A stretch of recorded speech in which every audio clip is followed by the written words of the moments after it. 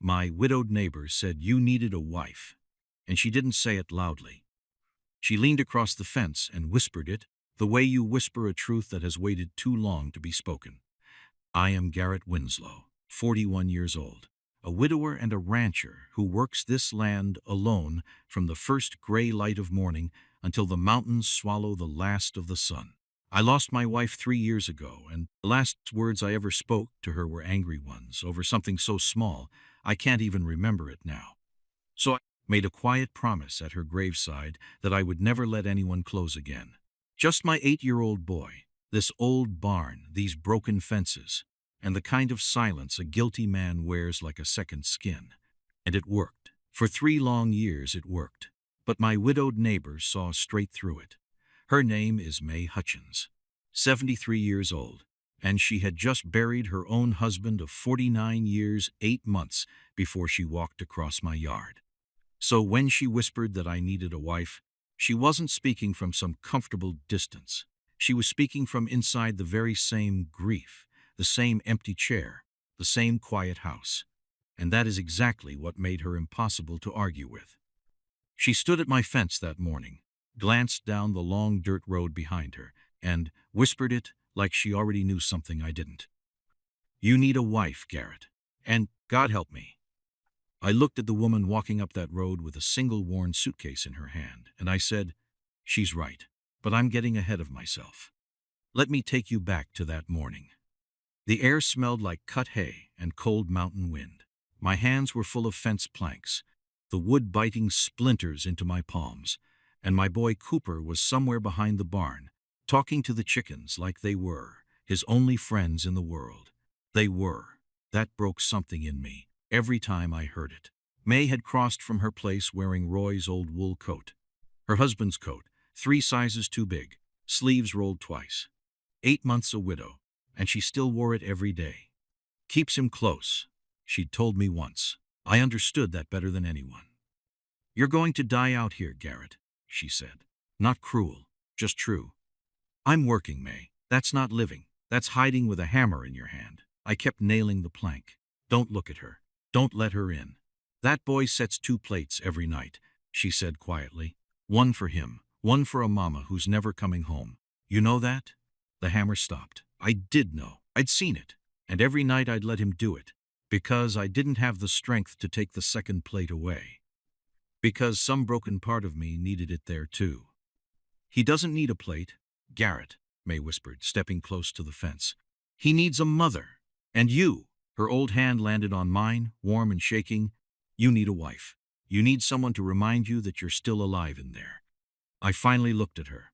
I had a wife. I know, she said. And I had a husband for 49 years. Loving again doesn't erase them, son. It honors them. Her eyes filled. Roy would be ashamed to see you wasting the years he didn't get to have. That hit harder than anything had in 3 years. And then May did something strange. She turned. She looked down the long dirt road that ran past both our ranches.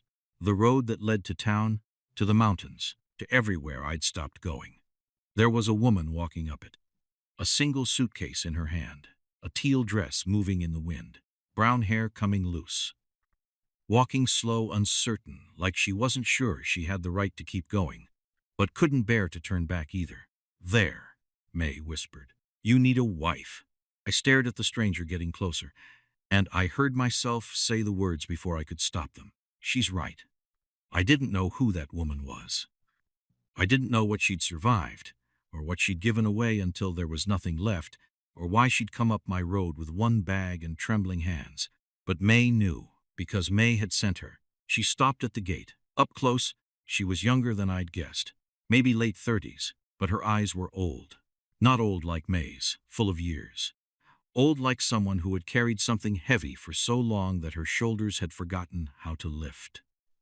I'm looking for May Hutchins, she said. Her voice was soft, careful, like she'd learned the hard way not to take up too much space. You found her, May said, stepping forward, and to my shock, she opened her arms. The woman set down her suitcase and walked into them, and May held her the way you hold something fragile that's pretending not to be. This is Simone, May said over the woman's shoulder, looking right at me. Simone Archer. She's the daughter of my oldest friend in this world. God rest her. I've known this girl since she was in pigtails. Simone pulled back, wiping her face fast, embarrassed. I'm sorry. I didn't mean to just show up like this. The bus only goes as far as the crossroads. I walked the rest. You walked 4 miles? I said. She lifted her chin. I've done harder things. I believed her. I didn't know why yet, but I believed her. That night, May made us all dinner. Refused to take no for an answer, the way only a 73-year-old woman can. Cooper sat across from Simone, staring at her with the open curiosity only children have left in them. And when he reached for his second plate, the empty one, the one for his mother, Simone didn't flinch. She didn't ask. She just quietly slid the bread basket toward it, like she understood without being told. I had to leave the table. I stood on May's porch in the cold, breathing hard, because no one had ever just understood. May found me out there. Her brother, she said quietly, not looking at me. Daniel. He got sick 6 years ago. The bad kind. No cure, just time. I said nothing. Simone was a nurse. Good one. But she gave it all up. The job. The apartment. A man who wanted to marry her. To take care of that boy. 6 years, Garrett. She fed him, bathed him, carried him to the bathroom when he couldn't walk. Paid every bill. Sold everything she owned. May's voice cracked. And the whole time, she smiled. Told everybody she was fine. And the brother? Gone. 4 months ago. May finally looked at me. She held his hand till the end, and when it was over, she had nothing left. No job, no home, no savings, no purpose. Just one suitcase and a heart so worn out from giving that she forgot she was even allowed to receive. I looked through the window. Simone was laughing at something, Cooper said. A real laugh, surprised, like she'd forgotten the sound of her own joy. Why bring her here? I asked. May was quiet a long moment. Because I watched my Roy spend his last good years pouring himself into a broken young man next door who'd lost his wife, she said softly. And I watched that young man let the world go dark anyway. I'm not going to bury 2 people I love inside their own grief, Garrett. Not while I've still got breath to stop it. She squeezed my arm. She needs somewhere safe to land. You need a reason to come back to life. I'm too old to be subtle. I should have been angry, set up, manipulated, but I wasn't, because through that window, I watched a woman who'd given away everything she had, and a little boy who set a plate for a ghost, find each other across a kitchen table, and for the first time in 3 years, the silence I wore like a second skin felt less like protection, and more like a prison I'd built with my own 2 hands. She stayed.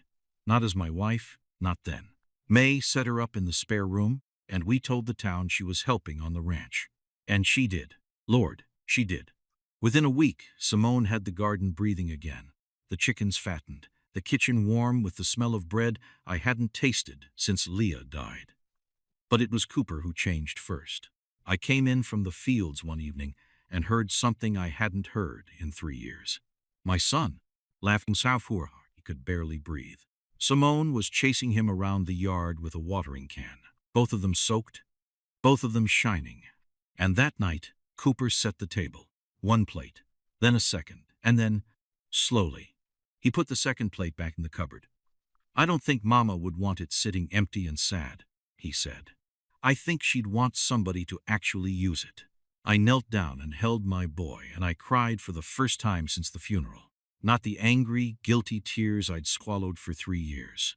The other kind, the kind that finally lets something go.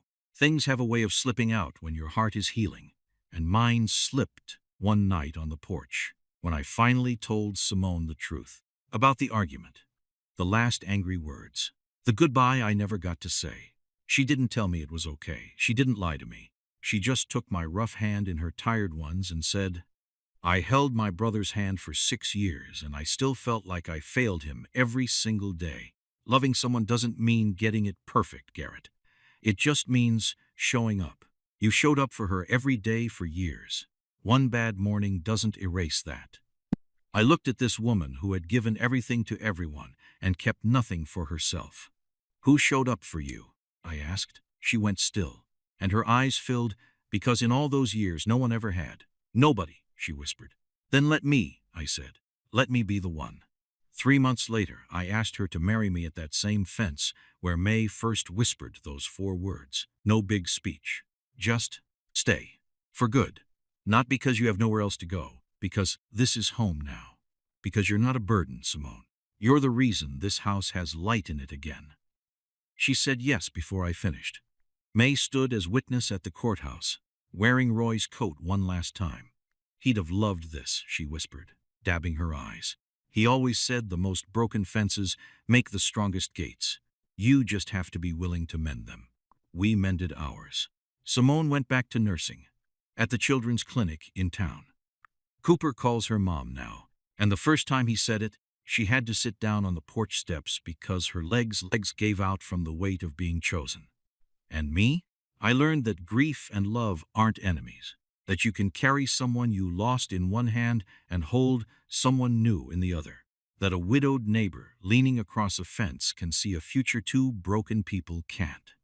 Some nights I still set the porch light on now, not for a ghost. For the woman walking up my road who finally came home to people who would show up for her too. My widowed neighbor said I needed a wife.